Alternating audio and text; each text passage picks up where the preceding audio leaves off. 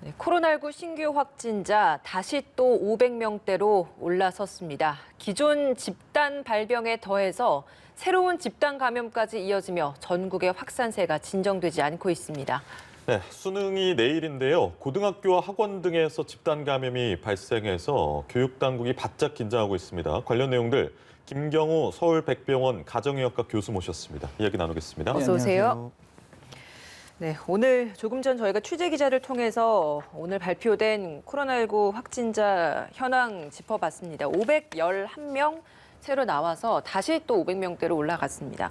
물론 뭐 숫자에 크게 의미를 두진 않겠습니다만 여전히 좀 많은 확진자가 나오고 있는 상황이고 수도권 2단계가 격상된 지도 이제 좀 일주일이 지나가는 이 시점이라서 앞으로의 이 확진자 추세가 좀 중요할 것 같은데요. 좀 어떻게 전망을 하십니까? 네, 그 중대본에서는 그 지난번 그 12월 24일 날 2단계 조치를 한 효과가 이번 주쯤 나타날 거라 이렇게 좀 예상을 하고 그렇죠. 예, 강력한 선제적인 조치에 조금 주저했던 적이 있는데요. 네. 효과가 나타날 것이다. 이제 과연 효과가 나타날 수도 있겠지만은 만약 그 예측이 틀렸을 때 네. 어떻게 대응할 수 있을 것인가. 지금 말씀하신 500명 이상의 확진자 수의 통계도 현재 지금 보건의료 체계가 감당하기 어려운 중환자 병상도 부족한 상태고 또 무엇보다도 감염된 확진자 한 분 한 분들의 통계로 500명, 600명의 어떤 통계 수치보다 한 분 한 분에게 굉장히 참 많은 혼란과 사연과 또 주변에 그 한 분으로 인한 관련된 접촉자들이 또 네. 검사를 받고 굉장히 사회적으로 혼란이 굉장히 많거든요. 그래서 확진자 수 자체를 좀 줄이는 노력들이 필요한데 지금 11월 초에 거리두기 개편안을 발표하고 11월 7일 날 이제 1단계로 낮추고 아직 한 달도 채 안 됐고 그다음에 이 지금 500명, 600명 나오는 것을 중대본에서는 사전에 좀 미리 예측을 한 건지 감당 가능한 수준이라고 예상을 하고 준비를 한 건지 조금 좀 의문이 드는 대목이 네. 되겠습니다. 그러니까요. 거리두기의 효과가 이번 주쯤이면 좀 나타날 걸로 기대가 됐었는데 400명대가 좀 유지가 됐거나 300명대 후반대로 좀 떨어졌더라면 이런 걱정을 안 하겠습니다만 다시 500명대로 올라선 부분이 있어서 거리두기 격상 얘기를 질문을 드리지 않을 수가 없어요, 교수님. 어떻게 좀 보십니까?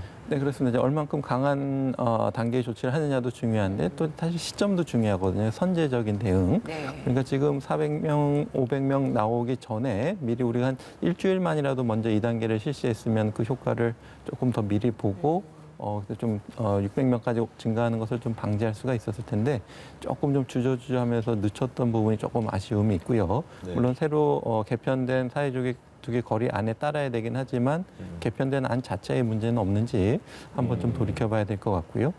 지금 이 추세가 좀 감소세로 들었으면 좋겠지만은 우리가 그렇게 좀 기다리면서 관망하기에는 현재 좀 확진자 수가 너무 버겁다, 너무 많다. 지금 굉장히 부족한 상태다. 그러니까 이걸 미리 준비하고 이렇게 여유 있게 개편안을 준비한 게 아니라 예. 많아지니까 또 뭐 추가로 이렇게 보충을 한다든지 준비가 안 되어 있고 이런 상황들을 봤을 때 또 그리고 2단계 조치에 대한 어떤 생활방역 수칙 세부 내용들을 보게 되면은 그동안 우리가 여러 가지 집단 감염이 발생됐던 사례들에 대해서 충분한 대비책이 좀 부족했다. 예를 들면은 밀폐된 실내 공간에서의 어떤 격렬한 운동 이런 것들은 얼마든지 재발 가능성이 있는데 그 부분에 대해서 좀 꼼꼼한 방역 수칙 준수에 대한 지침이 마련되지 않은 상태에서 강서구에서 에어로빅 학원 사태라든지 네. 이런 사태들이 좀 재발되는 것이 조금 좀 안타까운 부분이 되겠습니다. 예, 그러니까 조금 앞서서 선제적으로 2단계를 조치를 했다면 지금 이 상황까지 가지 않지 않았을까라는 우려를 좀 말씀해 주셨는데 그렇다면 지금 이 시점에서는 대한의사협회에서는 지금 이 시점에라도 3단계로 일시적으로라도 좀 올려서 통제를 해야 한다 이런 이야기를 하고 있지 않습니까? 그럼 지금 이 시점에 3단계 격상의 필요성에 대해서는 어떤 의견이십니까? 네, 지금 이제 2+알파 단계가 시행되고 있는데 일단 수도권에서는 좀 집중적으로 해야 될 것 같고요. 또 지자체별로 또 특수한 상황에 있는 지자체별로도 선제적으로 좀 강도 높은 사회적 거리두기 조치가 필요할 것 같은데요. 뭐 지역별 차이가 있기 때문에 그러니까 예를 들면 부산 같은 경우에도 경남권에서 부족하면은 경북권 대구로 이송을 할 수가 있지만 또 이제 특히 이제 제주도 같은 경우에는 비행기로 환자를 운송하기 굉장히 어렵기 때문에 네. 제주도 같은 경우에 굉장히 방역에 더 민감하게 더 적극적으로 책임적으로 시행되고 있고요. 네. 무조건 수도권 같은 경우에도 지금 인구의 절반이 있기 때문에 수도권의 병상수 상당히 부족한 상태이기 때문에 네. 수도권에 계신 중환자들이 또 다른 지역으로 가야 될 수도 있는 상황이기 때문에 그리고 지금은 전국적으로 어디가 청정 지역이라고 하는 데가 없고 청정 지역이라고 조금 방심했다가 한번 생기면 대규모로 연쇄적으로 N차 감염이 빠르게 진행되는 사례들이 우리가 철원이라든지 영월이라든지 제천이라든지에서 많이 목격하고 있기 때문에 전국적으로도 안전한 지대는 한 군데도 없다. 언제든지 수도권에 감염 여파가 비수도권, 또는 비수도권 내에서도 감염 여파가 언제든지 유입될 수가 있기 때문에 또 인구 밀도가 낮은 지역이라고 하더라도 어떤 그 지리적, 문화적 특성상 그 어르신들이 자주 모이고 같이 공동생활하시고 이런 특성이 있는 데도 있기 때문에 그런 데서도 방역 수칙을 더 꼼꼼하게 챙기는 노력들이 좀 전국적으로 필요한 시점이라고 할 수 있겠습니다. 예. 네. 그 병상 얘기를 해주셨는데 실질적으로 지금 전국의 남은 중환자 병상이 66개고 특히 이제 서울엔 7개밖에 없다.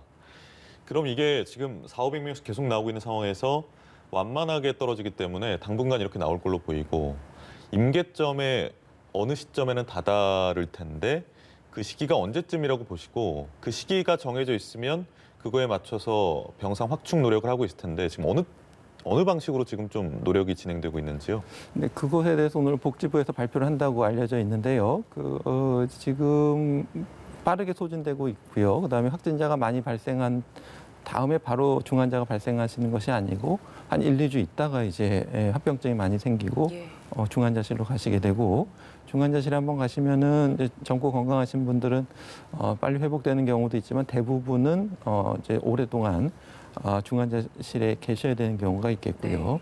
또 중환자 병상 회전을 빨리 시킨다고 해도 결국은 다른 중환자 병상을 이용해야 되고 또 그 다른 중환자 병상을 이용해야 되는 코로나19가 아닌 다른 중환자도 있기 때문에 중환자 병상 자체는 굉장히 부족할 수가 있겠고요. 어떤 네. 공공병원을 중환자 코로나19 전담병원으로 한다고 했을 때 그 공공병원에 다니던 코로나19가 아닌 다른 네. 환자분들은 병원에서 좀 쫓겨다녔다시피 그 병원을 이용을 못하게 되니까 거기서 몇 년 동안 이용해왔던 치료 내역이라든지 진단 내역 같은 것들이 다른 병원에 정보가 안 간 상태에서 다른 병원을 이용하시기도 쉽지 않은 상황인데 지금은 어떤 공공 중환자 병상을 확충한다는 것이 결국은 그쪽에 있는 환자분들 다른 데로 빼야 되는데 다른 데로 뺀다는 것도 상당히 쉽지 않고 환자분들에게 굉장히 많은 피해가 갈 수가 있기 때문에 예. 일단은 그 중환자 병상 자체를 확보하는 노력들을 그동안 우리가 조금 소홀히 해왔고 또 이제 당장은 내년에 이런 병원, 수련병원이나 종합병원에 의사가 4,000명이 모자르게 되거든요. 그러니까 이제 국시를 안 보게 되고 지금 있는 전공의들이 이제 마치고 나가게 되면은 4,000명이 부족해지면 중환자실이나 응급실에도 공백이 예상이 되기 때문에 지금 복지부에서는 계속 의사 배출에 대해서 반대 입장이기 때문에 이 점도 인력 부분에서도 굉장히 좀 우려되는 부분이 되겠습니다. 병상 부족 문제 중에서 중증 환자를 치료할 병상과 그 인력에 대한 부족함입니다. 그러니까 인력 부족 문제는 어떻게 지금 해결이 되고 있는 겁니까? 네, 우선 이제 간호 인력 같은 경우에도 중환자를 전담을 볼 수 있는 전문 간호 인력의 질적, 양적인 확충이 굉장히 중요한데요. 또 중환자 병상의 어떤 병원이나 사용하는 기계별 특성이 전문 장비가 있기 때문에 네. 그거에 대해서 익숙하고 잘 다룰 수 있고 또 환자 모니터링 기계도 잘 해석하고 빨리 알아차릴 수 있는 숙련된 간호사가 또 양적으로도 많이 필요하거든요. 24시간 365일 근무를 해야 되기 때문에 그렇기 때문에 이제 간호관리 등급제를 둬서 간호사 한 명이 한 몇 명의 환자를 보느냐에 따라서 수가를 차등적으로 주고 있습니다. 그러니까 간호 인력을 많이 뽑으면 아무래도 좀 인건비가 많이 들기 때문에 그만큼 하지만 중환자를 보기 위해서는 많은 간호 인력이 필요해야지 양질의 서비스를 제공할 수가 있기 때문에 네. 그래서 이런 차등을 둬서 이제 더 간호 인력을 많이 투입하는 의료기관에는 많은 점수를 주고 있는데 이렇게 숙련된 간호사를 많이 확충하기에는 너무 시간이 많이 걸리고 어느 정도 트레이닝이 필요한 부분이 되겠고요. 네.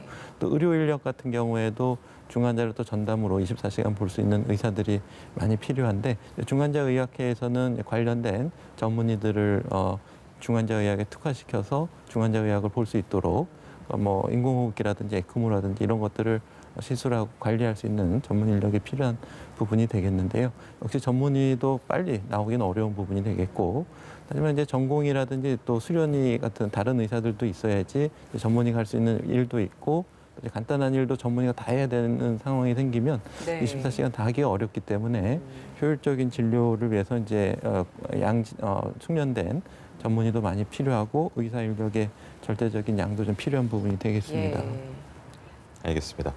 수능에 대한 질문을 좀 이어서 드리겠습니다. 내일이기 때문에 교육부에서도 지금 교육부 차원에서 막판 협조를 구하는 입장문을 발표를 했습니다만 교수님께서 전체적으로 좀 어떻게 들으셨고 수험생들에게 당부하고 싶으신 말씀이 있다면 어떤 게 있겠습니까? 네, 그동안 이제 질병관리청하고 교육부에서 많이 고민하고 준비를 또 사전에 미리 다 해놓으셨고 아마 예상했던 것보다 더 많은 지역사회 감염 위험이 더 높아진 상태에서 좀 많이 걱정이 되실 것 같고요. 일단은 그 확진자든 자가격리 대상자든 수능당이나 증상이 있는 수험생이든 모든 수험생들에게 공평한 시험 기회를 주기 위해서 이제 많이 노력을 하셨던 것 같고요. 네. 근데 이제 예상과 다르게 많은 확진자들이나 감염 위험이 높아진 상태에서는 아무래도 수능 당일날 그 수능 시험장 내에서 감염 전파도 좀 많이 좀 우려하고 계신 것 같고요.